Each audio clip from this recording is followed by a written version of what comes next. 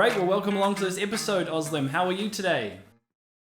Fine, thank you so much for having me here. It's a pleasure. Very good. It's a pleasure to have you on the podcast, The Ins and Outs of Work. We thought just to start off, Ozlem, could you please just introduce yourself maybe? I know Neely just did there, but tell us maybe a little bit more about what you do at Sparkus. Okay, great. So as Neely said, I'm a professional coach and I'm the co-founder of Sparkus. And Sparkus is a digital coaching company where we provide people to go through digital coaching exercises. It's basically a coaching experience platform where then they are supported by either their managers, internal coaches, mentors, or external coaches, depending on the project. So the general aim that we really focus on is to bring both a scale and also high quality to the coaching in the organizations. Thank you, Ozlem. So today, as we said in the intro, we are going to be talking about company culture, but more specifically, learning culture and the role of coaching in that. I think perhaps we can start with looking at a learning culture or coaching culture and maybe define that, or at least touch on some elements that are important for such a culture. Yeah, great. So let's first define coaching generally.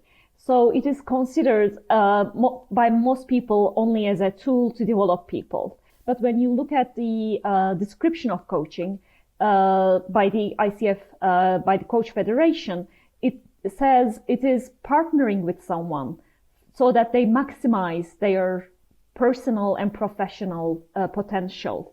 And it's a thought-provoking process for that whole process. So when we're talking about a learning culture, when we're talking about a coaching culture, what we're really meaning is it's a culture where people don't take instructions from someone, but they at all levels take responsibility and are accountable. So that is what we describe as a coaching culture in general. When you asked about the details of how it looks like, it is like as the definition suggests, there is a belief in potential of people at all levels, even though they're newly entrants to the organization or top management, doesn't matter. We just believe in the potential that it is much more bigger, and also believe in the potential of the organization as well. So it's not only individuals, but like where we come here can be even bigger. So there is an idea of growth mindset behind it. Sure.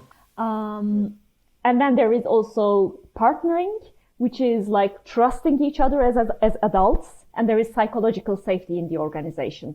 Those are the core items, I would say, when there is a coaching culture. Sure.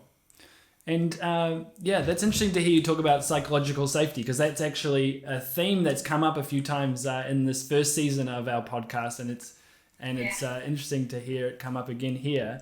I was interested to think, like, if there's people listening in from, different organizations and, their employees or managers, and they're thinking to themselves, I think my company has a learning culture. How would you know if you really do? I mean, you just touched on some things there, but practically in the day-to-day, what does a learning culture look like? Great question. I would say one of the first things is, let's say, you're about to try something new. You're not afraid that it would, cost you somehow. You're okay to take risks. You're okay to try something new. You don't have the fear of like, oh, what if we fail? So that is a first starting point, I would say. The other is, even though you make mistakes, it is okay.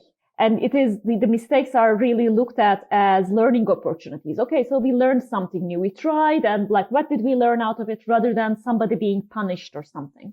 And the other level would be like, everybody is okay and open to both give and receive feedback. So there is no feeling of like, oh, what if I'm going to say this to this person and they're going to be, we really be cross with each other, or they're going to completely lose their motivation. So it's really like, oh, we're both learning in this whole process.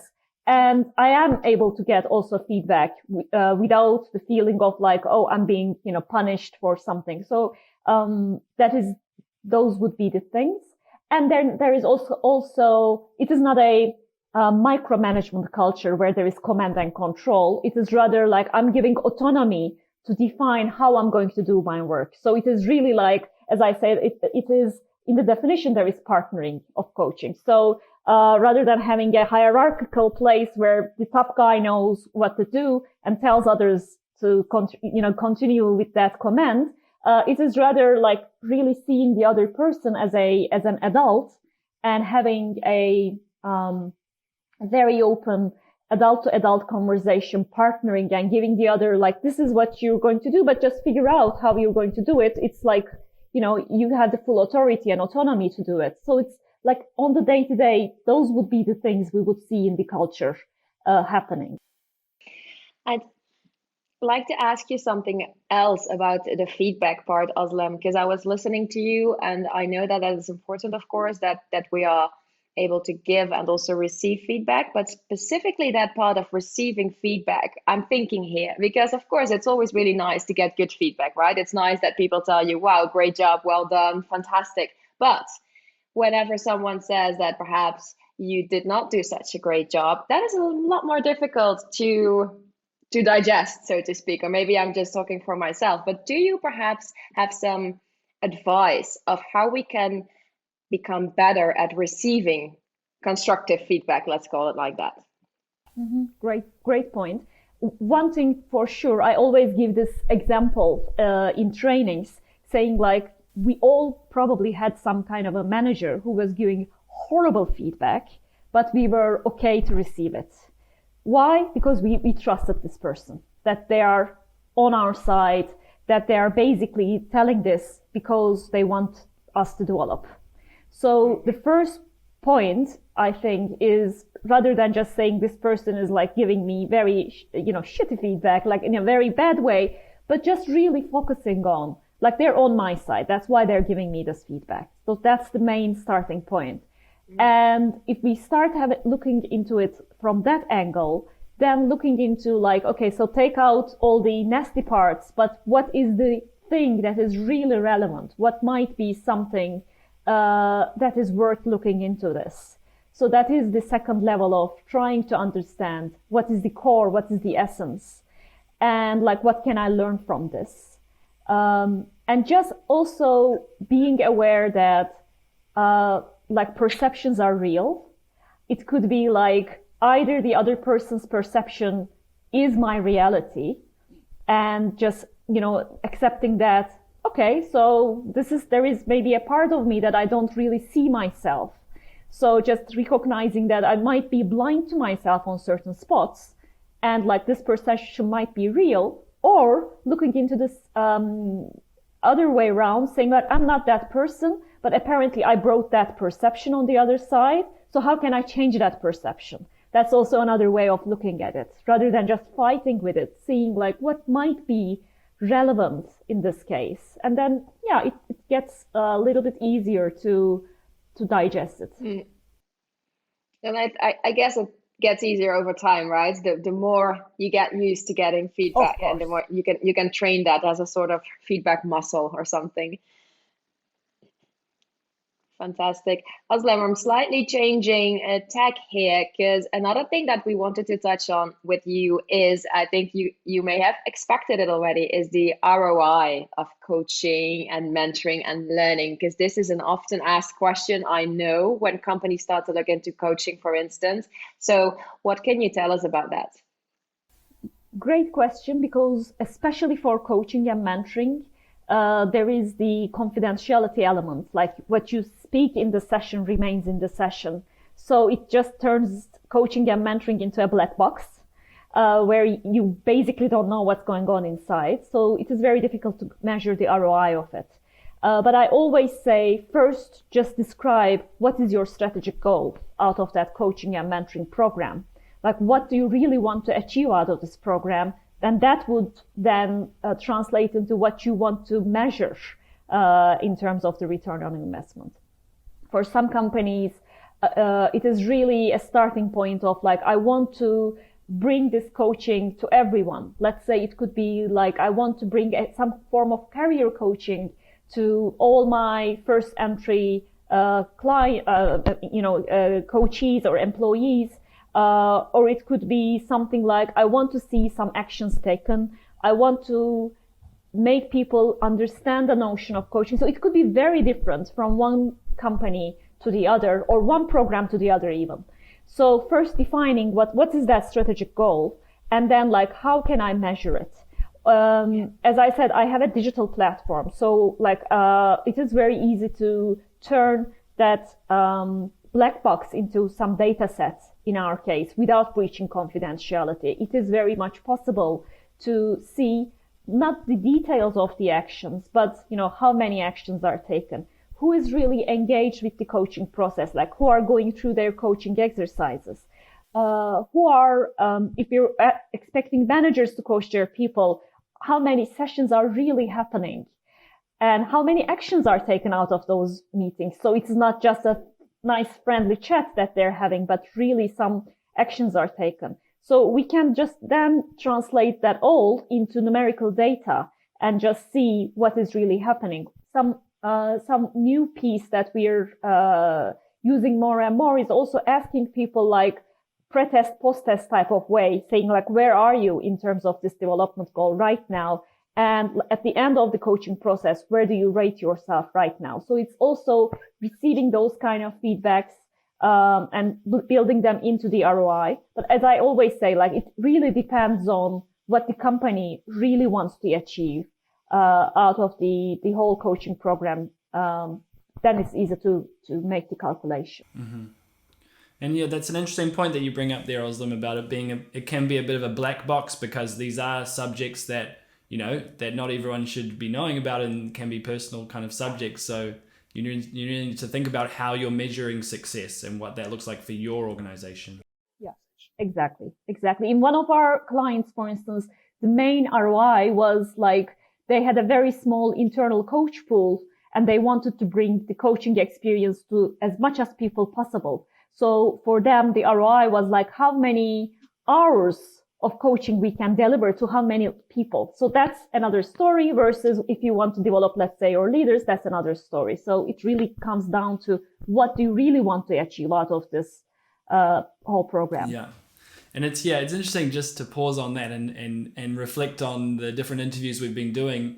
Oftentimes the answer to a lot of our questions is, well, it depends on the organization. And I think they, if you're just listening in and wanting to get clear answers on all of this stuff, that's kind of not how the world works. And you have to understand your organization and your people. So really interesting to hear you talk about that. Because otherwise it is just like, yeah, all the other people are doing coaching, let's do coaching. So it's like not really relevant to your real needs, but it's just you're doing it because it's a passion or something. Totally. And that's not the way, just to do what everyone else is doing, for sure. The next question I have is kind of linked to that, actually. And it's really around the whole concept of leadership and development, learning and development in organizations. My sense is that, oftentimes the bigger the organization is, the more it can become a kind of tick box activity, where it's like, okay, you just have to do this course and you have to make sure it's ticked on your system and everything. From what you're saying around coaching and mentoring, it sounds like it can be an answer to kind of get away from that kind of format. But do you have any thoughts for maybe really big companies where this has become really programmatic? How do they make learning and development kind of feel more personal, or feel less like a tick box? Mm-hmm. Great question. There are two levels to it. One is, we can look at from the HR and learning and development team's perspective, and one from the employee's perspective. Because sometimes also for the employees, it's like, the company sent me to this training. Did I join? Yes, I joined them, but I was not giving myself. So the first level is just really knowing why you're in that program. And also like, what can I learn from this? Talking about learning culture, like turning into this like, okay, so I thought I was like great in it, but maybe there is still something more to learn. So from the employees level, it is also having some form of curiosity towards yourself, basically. and saying like, I've reached so far, great, but maybe there is still more road to go. Or at least I'm going to confirm what I'm doing right is right. So that on the employee level, that's the starting point.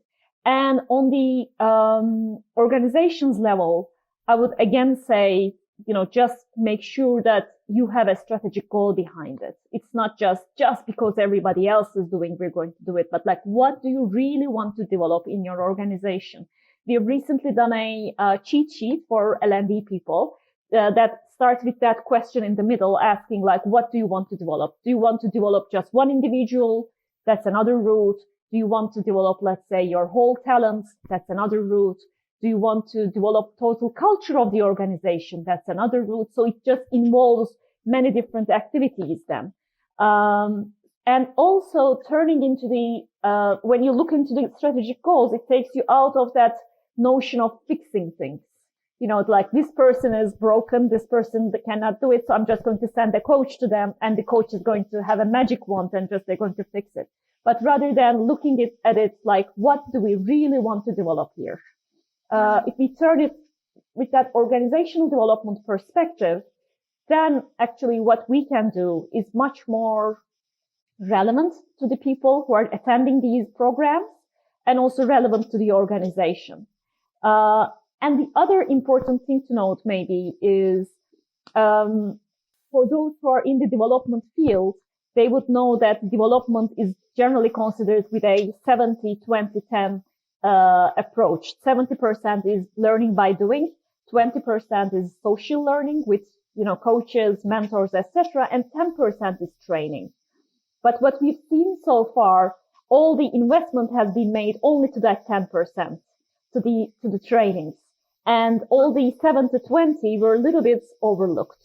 Now, I think with the remote working, etc., it is turning more other way around. Now we're starting to focus finally into the 7-20, which I think is more important than the development. Of course, trainings are important, but still, those are just 10%. Totally. And do you think that's an interesting point? Do you think that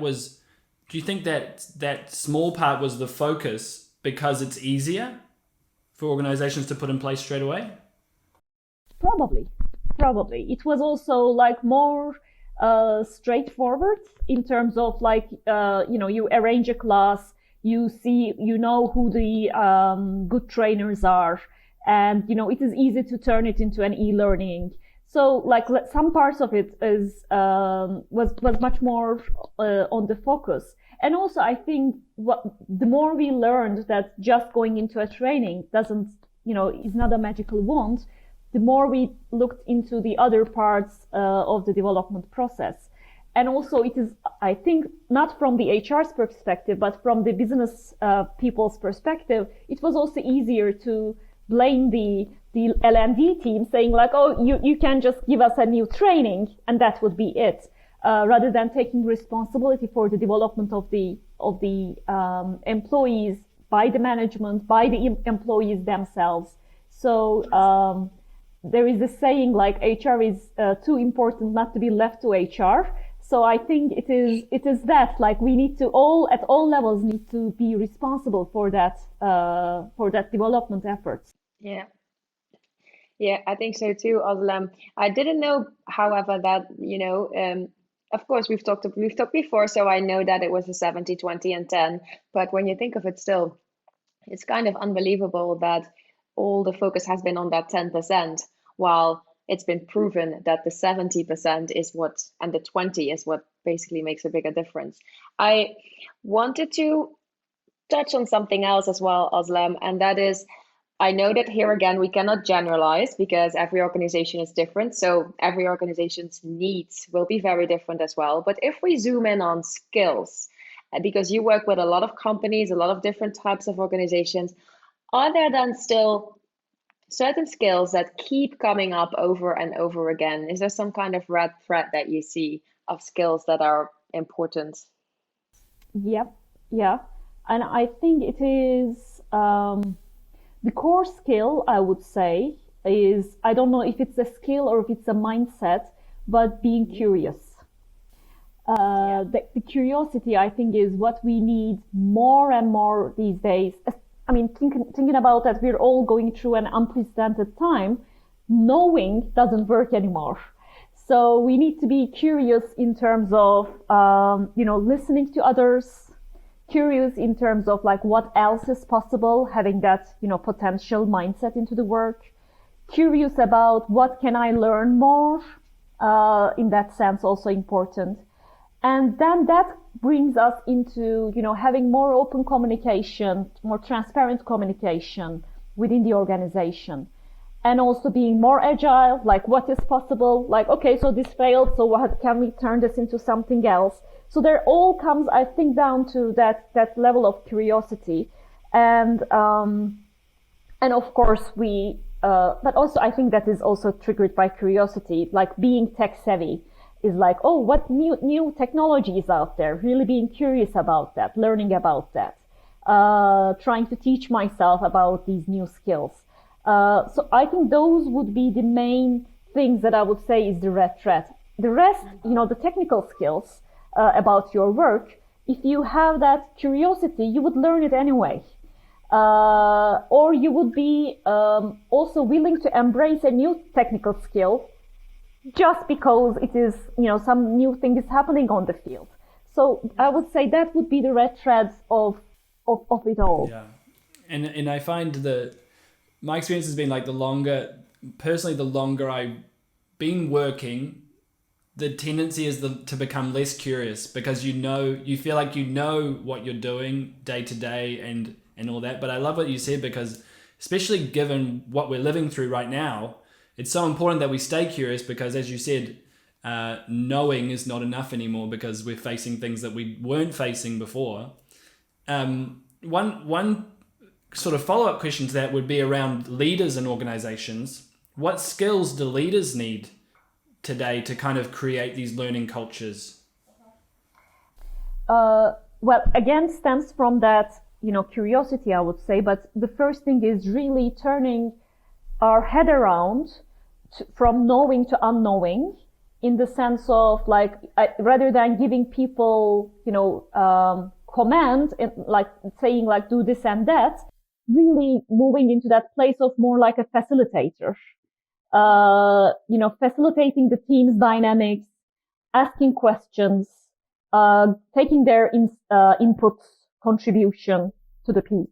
And for that, it requires really listening to people.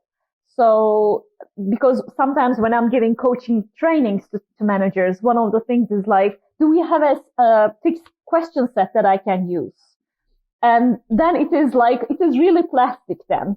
Like you're just asking a question out of a list. And it is not really listening to what the other person is saying, not being really curious about, and you're just saying like, okay, the question is asked and tick the box. So once you trigger that curiosity, then it just brings up an open conversation, and then you start facilitating, co-creating together. So I think that one of the first starting points is getting into that facilitator mode rather than the, Mr. Know-it-all mode. And then the other one would be really having some flexibility, really looking things from an agile perspective, rather than like this would be perfect, but like, okay, it's okay to make mistakes. Let's recreate something out of those mistakes. Let's learn from those mistakes. But of course, for that, we need open communication, where people really are open to share their things. I already said about the technical savviness. So that's always an important one, especially in this digital world. But I think on top of everything, for the leaders, that also is important to be the guardian of the ethical values. Because we all know that in the digital world, what is really happening is legal is working a little bit behind the technical developments, the digital developments. And what is much more important for leaders, other than the employees maybe, is really to have that ethical mindset that they can really bring into the table, because that requires wisdom and that comes with experience. So if if they are to know something, that would be to hold that ethical mindset, I would say. Other than that, just, be open to play with your team members. Thank you, Ozlem. So in this podcast, The Ins and Outs of Work, we also talk a lot about how 2021 is perhaps different or not from the years before, because of course we all know what happened last year and the events from 2020. In that regard, would you say that coaching and learning are more important, have become even more important in 2021 than they were before? And I guess the follow-up would be that if you believe that they are more important now, what in the current context has made that more important? Yeah, it's definitely more important. I definitely agree. So I can directly jump into your second question. Why is it more important? The first thing is, like you said, these are unprecedented times. So with Industry 4.0 and everything, with digitalization and everything, we were already getting into that agenda of upskilling, reskilling, really relearning stuff. So we were already talking about learning agility. But once things are going into this total new zone of virtual working, of not being able to make any plans, we don't know even tomorrow what would happen, rather than making years of plans. So all of them require us to look into work differently. And some part of it is learning new skills. So definitely the need for training and trainings increased. Which is more difficult though, on the other hand, is we are not able to get together in a class anymore. We're not able to, be together anymore in that sense. Of course, we can do digital trainings and stuff, but I think coaching is very relevant in that case, to learn with some person, going deeper into myself on one level. And the other even more important thing is one of the main topics I would say in this period would be resilience, for instance.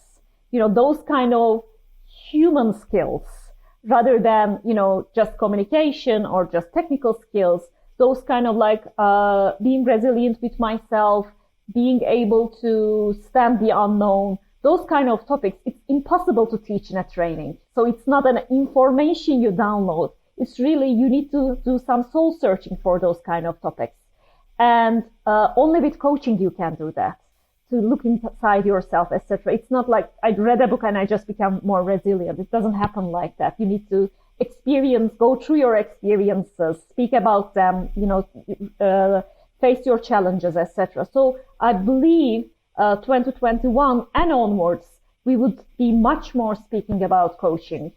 And of course, also in terms of the coaching culture, as we described, it also the work environment also requires us to integrate the coaching mindset, not only the coaching as a tool, but the mindset into our work. So that is also very much more relevant from now on.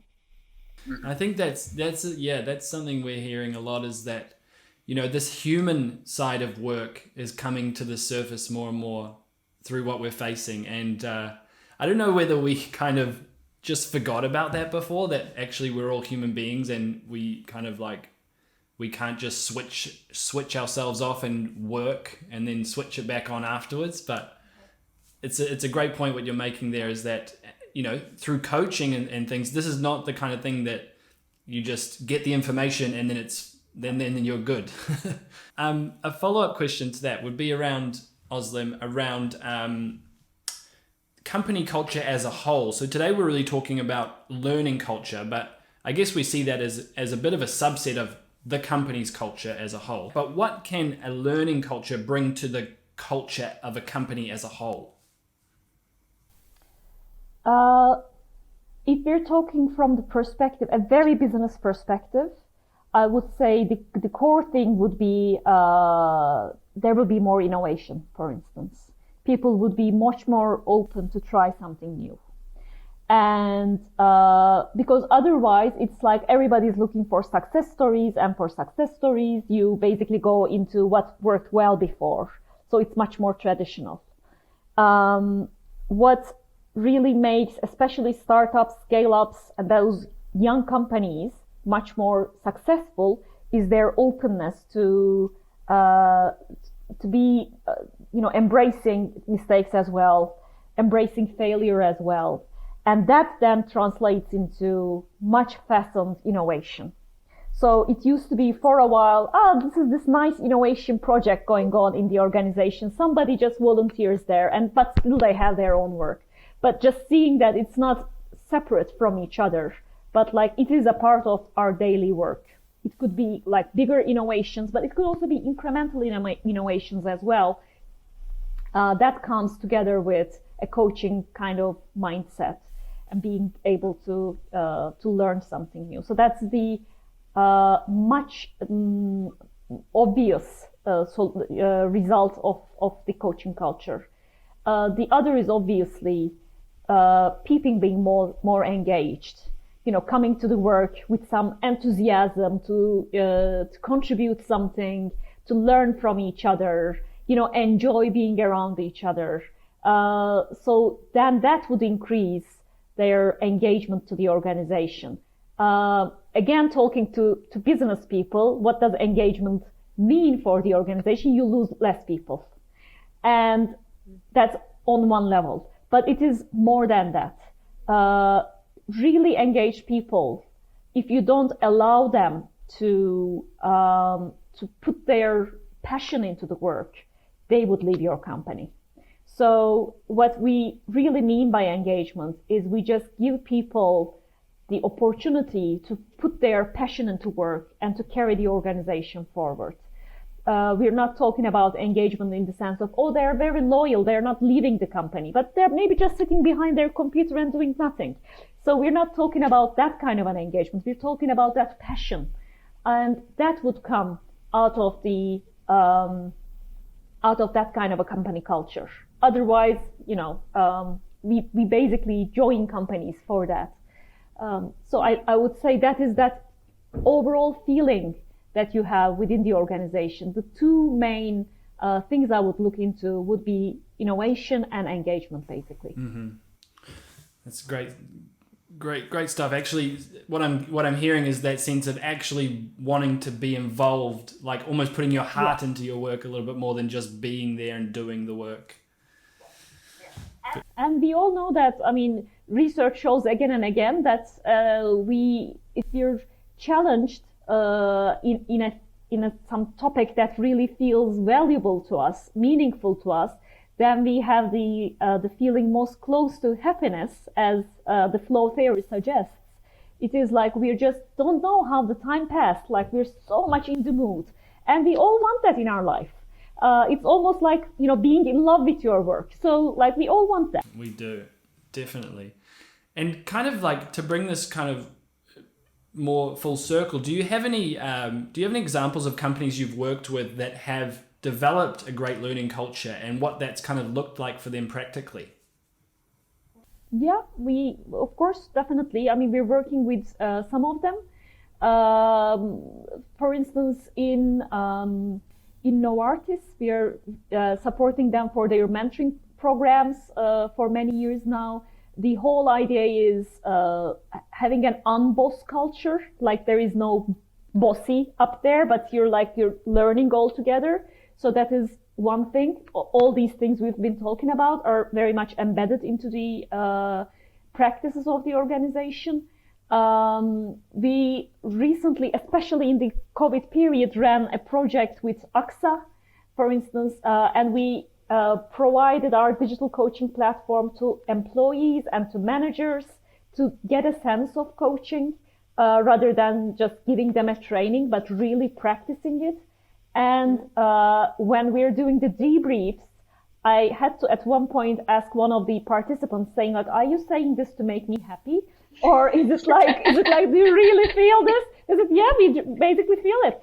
So, increased awareness, more open communication, team members at all levels solving their issues without bringing it up to the management and just saying like, by the way, this crisis happened and we solved it like this.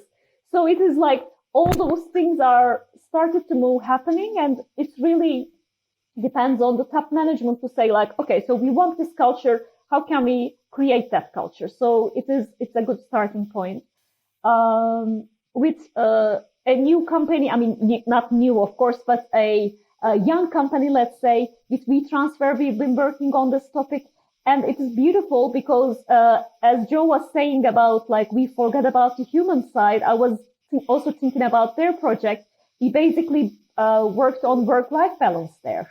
So one of the topics that would generally be considered as soft, is now becoming much more relevant with the working from home environment, because there are, work and life has just been, it was always as a part, is as a whole, but it's now much more intermingled with each other.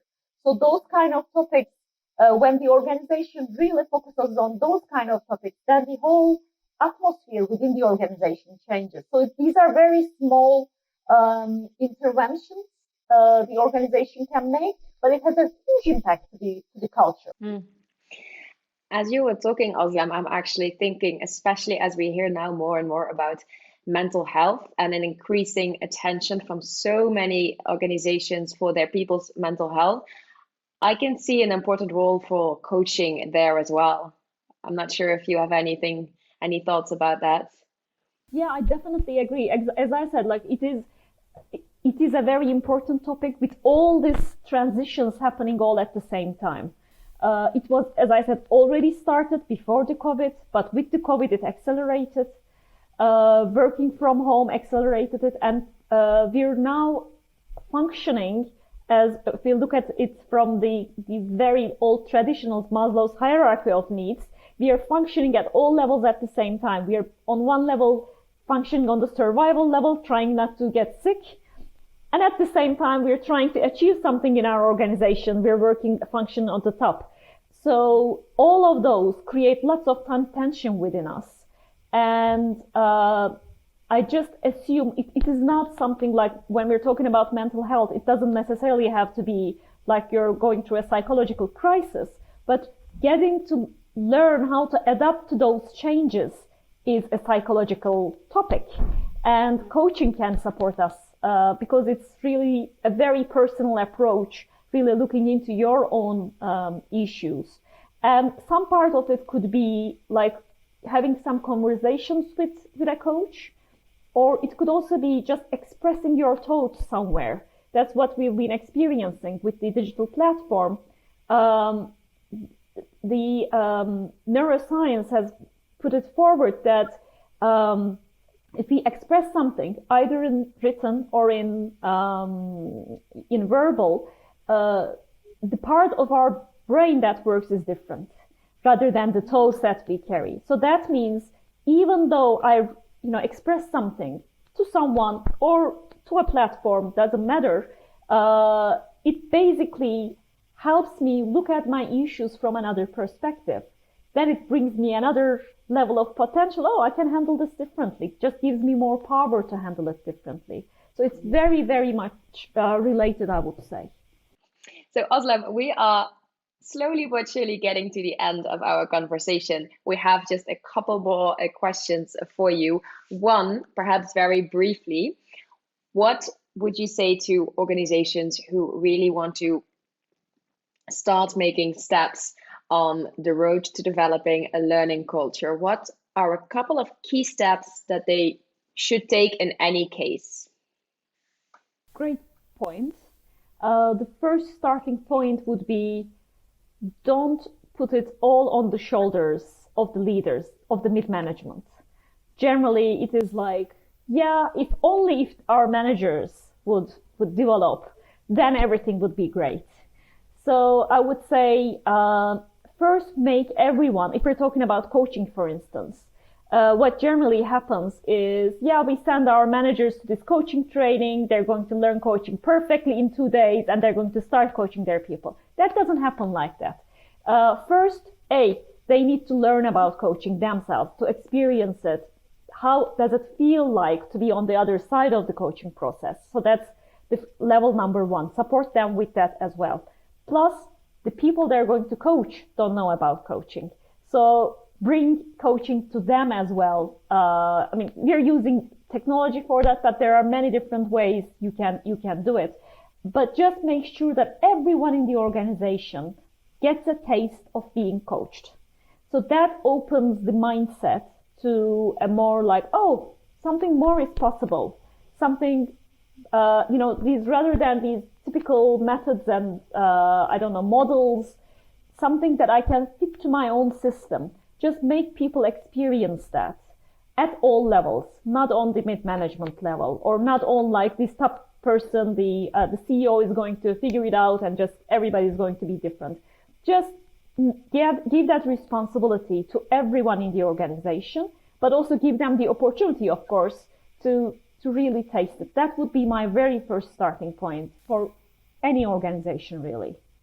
Finally, Ozlem, our last question, which we always like to leave our listeners with, whether they're employees, managers, HR people, is kind of a challenge from you, Ozlem, around everything we've heard today. What is one challenge that you would leave with our listeners? Great question. I'm going to leave them with a question, basically, as a coach that I am, for them to think about it. So they can think about this question either as an HR person for their whole organization, either as a leader for their team or for their organization again, or they can use this question or let's say, for themselves individually. Like, what do you really want to develop is the main question, like, and why?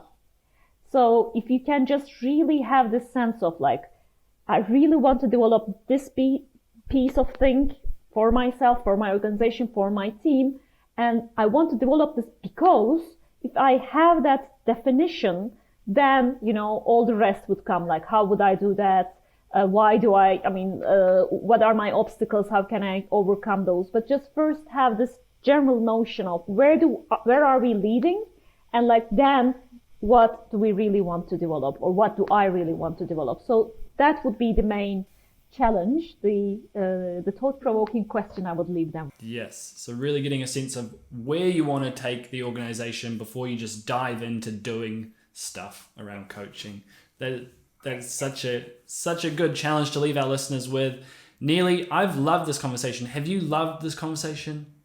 I have, Joe, but I could have continued for at least another hour, I think. Totally. We could have gone on for at least another hour, but we're going to leave it there. Thank you so much for listening in today. If you have enjoyed this podcast episode, we'd love it if you would subscribe, leave a rating, leave a review, and otherwise we're going to see you again next week with another fantastic episode. Bye. Bye. Thank you. Bye.